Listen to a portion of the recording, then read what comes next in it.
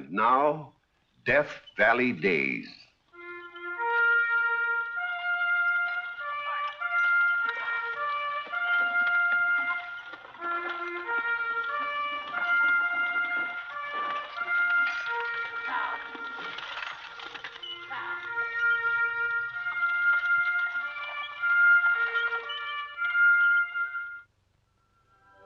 Howdy, folks. I'm the old ranger, and I have another interesting true story for you about the historic Death Valley country. The turn of the century saw the last of the great American gold strike. But for everyone who struck it rich, there were thousands who drifted along with the crowd. Some, like Billy Benson, lived on hope and handouts. And some, like Desert Annie, had a gift that earned her a stake anywhere. For Desert Annie was the best cook in all that land, from the Yukon to Tonopah. Many a man would have liked to marry Annie, but her stubborn heart was set on one.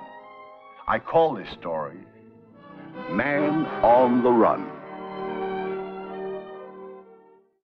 It was along about 1905 that Billy Benson found a job entirely to his liking, sitting on a fraction claim in Goldfield, Nevada. Or maybe sitting isn't exactly the word.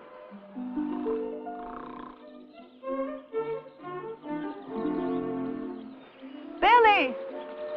Billy Benson!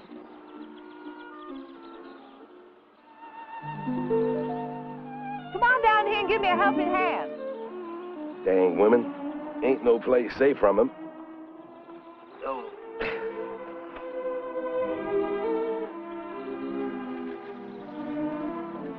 I managed to finagle a chicken, so I fried it up and brought it out to you for lunch. Well, now, that was mighty nice of you, Desert Annie. Billy! Oh, excuse me.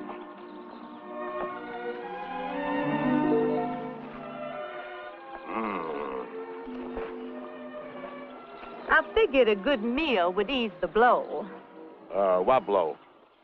Well, I knew a conscientious gentleman like you would be hard hit, considering you already owe me 3 months' room and board. Annie, what are you talking about? You're out of a job. Out of a job? Why, Jim Peel just hired me yesterday. Today, there was a slight argument as to who owns this claim. Jim lost. They're over in the graveyard now burying him. Poor Jim. Don't look like you'll have anything to pay me now. You know I'll pay it when I get it. Ain't like we were strangers. Why, we're old friends. A woman who runs a boarding house has thousands of friends, and all of them hungry. Of course, if we was more than friends, you wouldn't owe me anything at all. I always say, there's nothing too good for a husband. Well, it looks like there's just one thing for me to do. What's that? Get busy and find another job.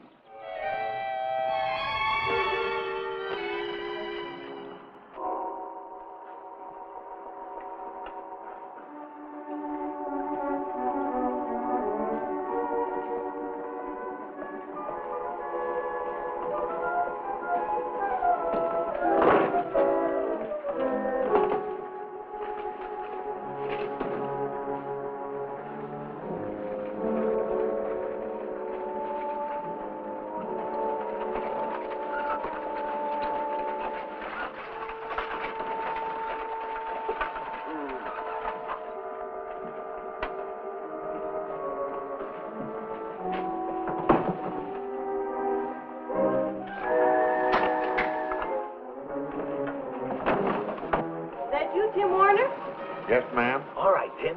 Get going. Well, looks like you're leaving town. I'm dead.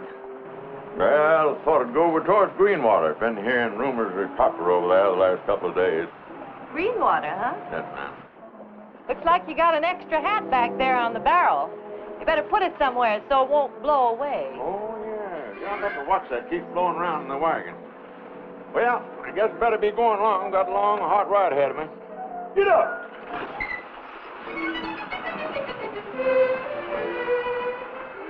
Greenwater, huh?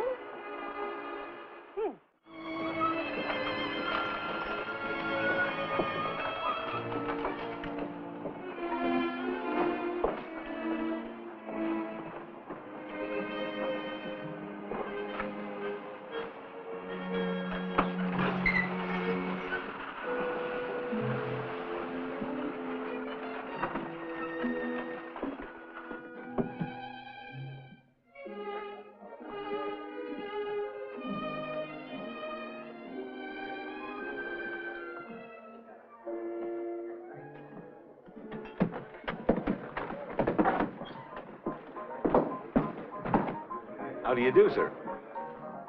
Your fair city of Greenwater looks like a real nice place, but the fellow can be as thirsty here as in any other town. Thirstier. There's no water for 25 miles. Well, I wasn't exactly thinking of water. Now, let me be frank with you. You haven't got the price of a drink. You guessed it.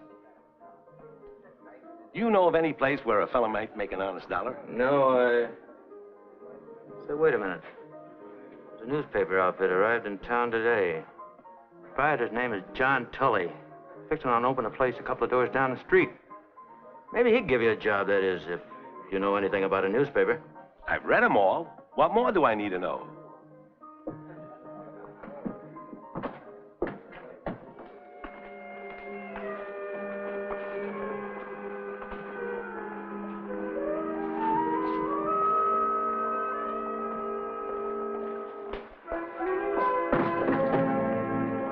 How do you do, sir? How do you do? Are you Mr. Tully? That's right. My name is Benson. I hear you're looking for a newspaper man. Yes, I am.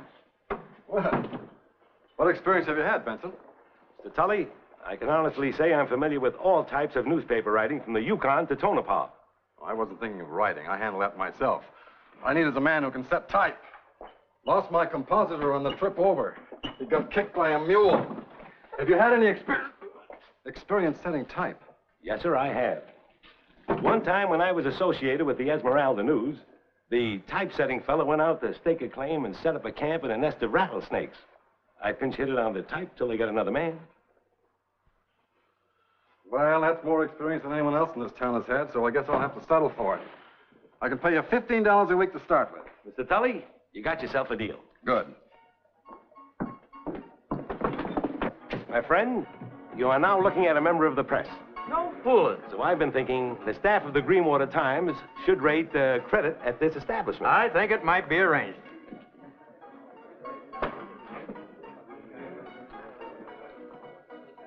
I think I'm going to like this town.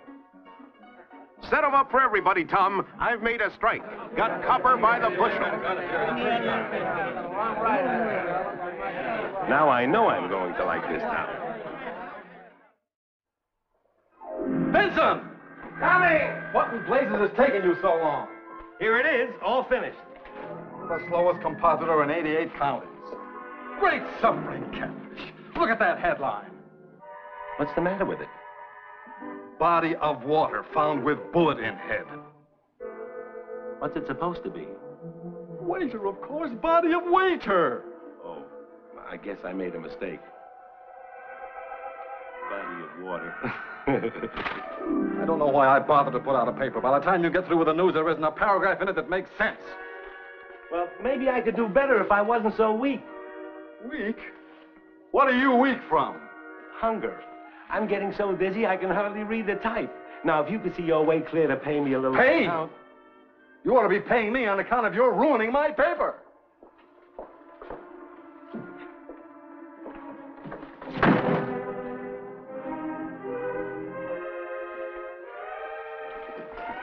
Howdy, Billy. Hi, Tim. Say, you don't look so good. I ain't good. What's the matter? I'm starving to death. Yeah, well, I got good news for you. From now on, you'll be eating like a king. How do you figure that? Friend of yours in town. Oh, no. Desert Annie has moved to Greenwater, set up a boarding house, and from now on, you'll never know another hungry day. That's what you think. What do you mean to tell me you'd turn your back on flapjacks for breakfast and beefsteak pie? When there's a ball and chain attached, brother, you said it. Billy Benson just ain't that hungry.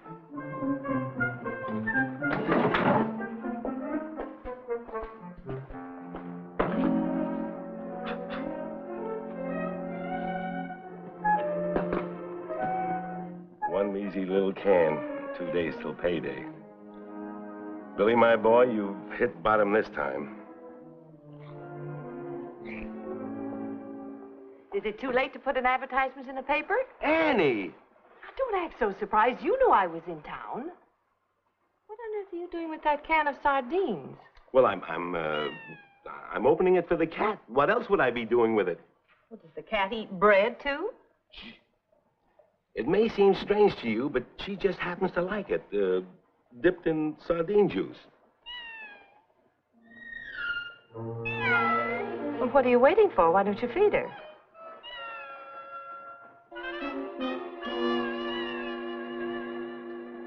Don't torment the poor animal. She looks like she's starving. She's not the only one. Well, go on. Give it to her.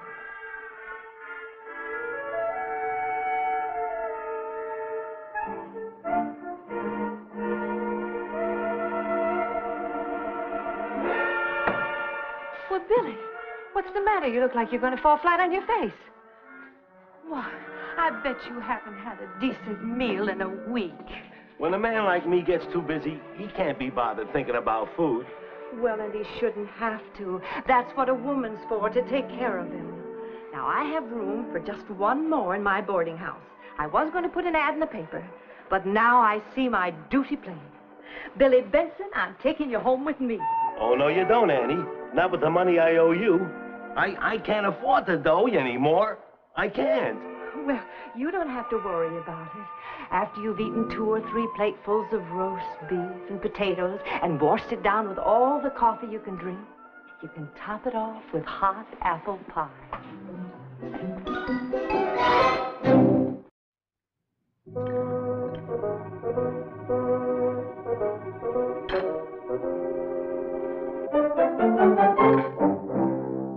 How does it feel to be the star boarder, Benson? Special hours, special food? Hot cakes and ham and eggs. That's not what I had for breakfast. A newspaper man don't have much choice about his hours, so I eat whatever they put before me. You know, it's a funny thing. You and I have been boarding here about a month now, but I ain't had no such fancy grub set before me. How do you manage it, Benson? By sweet-talking the landlady?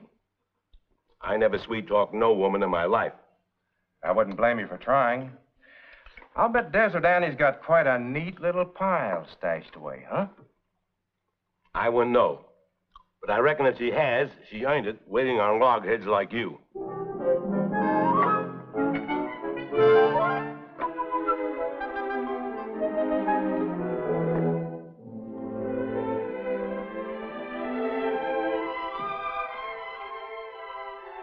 Billy, come in here a minute. I want to talk to you. I'm in a big hurry, Annie. Well, land sakes, you can come in a minute. I hear you've been made a high up on the newspaper. Yep. Now that Greenwater's getting to be such a big camp, the miners and their families pouring in every day, Tully's asked me to help him with the reporting. So adding that to setting the type, I'm a pretty busy man, and I better be getting back to work. Wait a minute, Billy. You and me have been friends for a long time, haven't we? And I done lots of favors for you when you was up against it. Well, sure, Annie, sure. Well, you can do one for me now that you're a big mucky muck. Our new women's club is having their first big shindig tonight. It's a benefit for the schoolhouse. And I want you to give us a real nice write-up in the newspaper. Annie, I can't write up no woman stuff, and you know it. You mean you refuse? And after all I've done for you? And you 4 months behind and you're bored? You know I'd do anything I could, but Annie, holy gosh. Well, right then. You can just take me to the benefit tonight and write about it afterwards. Take you? Well, you wouldn't want me to go alone, would you? And have all them married women lording it over me with their men? But, Annie, I never meant to... Oh, Billy, I'll be a real credit to you. Look at this. It's the loveliest dress I've ever had in my life. And I made it just so you could be proud of me. So I could... What time does the shindig start? 7:30. Well, all right. But make sure you're ready. Billy Benson don't wait around for no woman.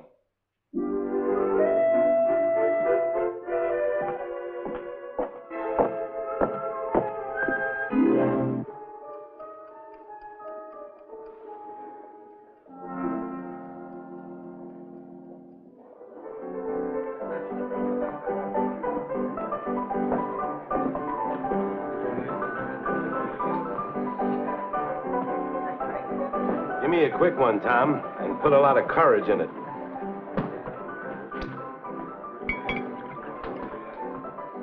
That'll put iron in your spine. Brother, do I need it tonight?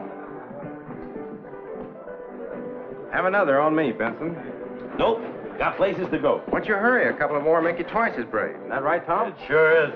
Well, now, maybe you're right. Fill her up.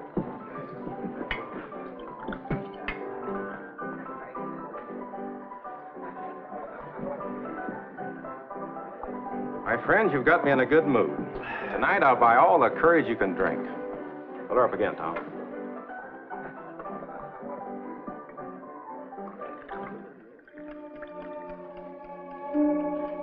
That no-good betrayer. Everything will be over and nobody will ever see my lovely dress.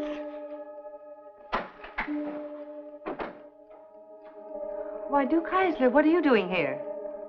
I come to take you to the benefit, Miss Annie. That is, if you'd do me the honor. Something's happened to Billy. Got himself stewed to the gills. So that's it. He's been tanking up all evening and bragging about how he was standing you up. What? Made my blood boil till I was fair ready to wallop him. But I figured it'd be more to the point if I came to the rescue of the lady in distress. Well, Annie Parker ain't in no distress over no man, least of all Billy Benson.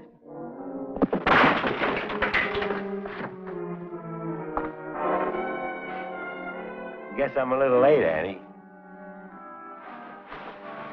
After what you've done, you have the gall to come here and face me? I'm terrible sorry, Annie. I just stopped for a glass. Mr. Heisler, take me out of here before I do something violent. With pleasure, Annie. Heisler? Why, he's The gentleman who came to my rescue when I was stood up by a heel. Annie, wait a minute. Don't be mad, Annie. I'll make it up to you. That's the worst thing I've ever had in all of my life. It's an outrageous insult. The man should be horsewhipped. Horsewhipping's too good for him. I say he should be hung. Tally, Yes. did you write this piece about the Women's Club benefit? I did not. It was put in without my knowledge or consent. Well, who wrote it then? Billy Benson, I told you so. Where is he? back there in the press room. Benson, come out here. We got business with you. Hello, fellas. What's all the excitement about? You wrote this piece about the Women's Club, didn't you? Sure I did, but That's good enough for me. Now, wait, you don't understand. Tell it to the judge. You can have your say when we get you. Wait a minute, fellas, I can explain the whole thing.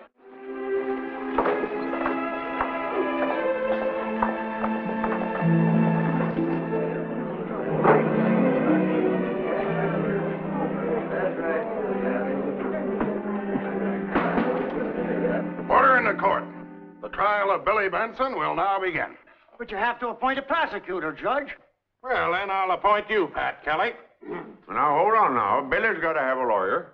I'll defend myself. I demand to know what crime I'm accused of. Benson, you're accused of writing and printing in the paper a piece that is damaging to the good character of the women of Greenwater. I never did any such thing. I'm not guilty. Now I know I'm not guilty. Order! Looks like it's time for you to start prosecuting, Pat. Kelly, come up here. I'll be reading you to read the evidence.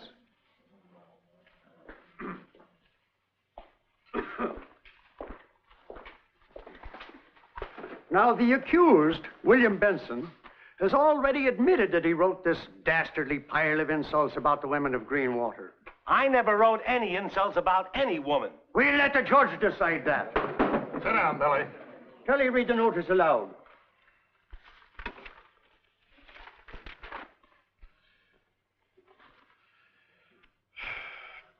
Mrs. Bill Strong poured in an extremely décolleté gown of black Chantilly lace, which enhanced the lights in her red hair and peach-like complexion. It's a lie. My wife never wore no gown she was poured in. She wears her clothes respectable. And I never dyed my hair red nor wore no peach paint on my face, neither. Miss Annie Parker was to be found behind the piano in an empire frock, surmounted by a pancake Malene hat. Billy Benson, you know I wasn't found behind no piano. I ain't never been drunk in my life. But Go on. The ladies of the choral group were a little decayed, but the audience was greatly entertained by their wilting voices. It's an outrage. They looked real nice and their voices were beautiful. Wait a minute. Wait a minute now. Wait a minute. That's a mistake. That's a mistake. Judge, before this goes any farther, I gotta have a chance to speak. I reckon it's time you had a say, Benson. Go ahead. The fact is, I lied when I said I wrote that piece. If you didn't do it, who did? I don't know, but I copied it word for word out of a San Francisco newspaper. Tom Cahill can tell you that's true. That's right, Judge. Billy was at my bar feeling real low down, because he promised to write a piece for a lady friend he admires very much. Then he come across that very piece in the San Francisco paper. I know, because he tore it out and showed it to me. All I did was take out the names of them San Francisco society ladies and put in the names of the ladies of Greenwater instead. I don't believe it. They wouldn't write insults about them high-up women in any paper, saying their singers was decayed and their voices was wilting. I reckon what they said was the singers was delayed and their voices was lilting. But I guess I made a few mistakes in the printing. I happen to know them mistakes was deliberate. Put in there for the purpose of insulting the good women of Greenwater. That's a lie. How do you know that, Heisler? He told me so himself. He's lying, Judge. It was yesterday morning, Judge. He was sitting in the dining room over a plate full of hotcakes and ham, fixed for him by that fine lady, Desert Annie Parker. And while he was sitting there, eating what she so kindly fixed for him, he was telling me he despised women. That man, Benson, is a woman hater. And he planned every one of them mistakes. I tell you, he was deliberately insulting your women folk and trying to besmirch your good names. Order in the court! Order in the court! Let him give us your verdict, Judge, or we'll have him strung up before he hears it. Now, wait a minute! Order in the court! Quiet, everybody, quiet! Now, you can't hang him until after I give my verdict. It's illegal. As duly elected judge of this court, I now pronounce the prisoner, Bill Benson. Wait, Judge, don't say it. You can't give your verdict until you hear from me. I have some important evidence. Well, what evidence have you got, Annie? Well, there's lots of things that have been said here today that are true.